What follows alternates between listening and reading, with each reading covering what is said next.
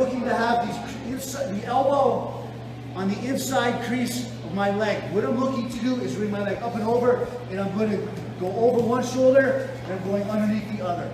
This is called the top lock position. Okay, it's going to set up a real nice arm bar, set up a triangle, set up an omoplata.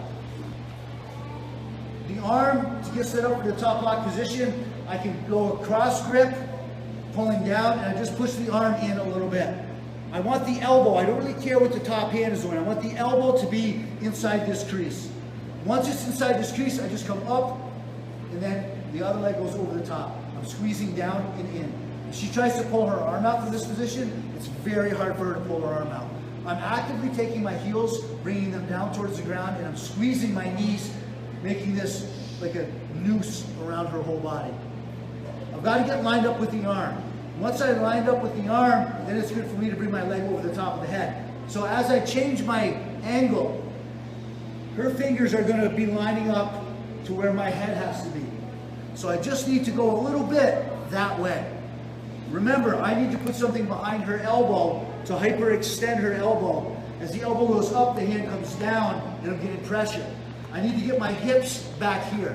I set this up, coming over the top, and I lock it in. I need to follow the angle. Fingers will show you the way. Come underneath, I turn. I'm just turning enough to bring my head in line with her hand. I'm now going to take the knee. The knee is going to go from one shoulder to the other shoulder. Heels are going to be down. I want my heels lower than my knee. Imagine that. So I'm not doing this. People across their legs typically do this. They're scissoring their legs. All right? The problem with crossing your feet is that you tend not to take your heels and drive them down where they need to be. So you can cross your feet as long as your heels are down. But I like this better when they're separate because it's taking the control that I have over the back of her head and to her back. It's widening it, and I have a better base to bring pressure downward.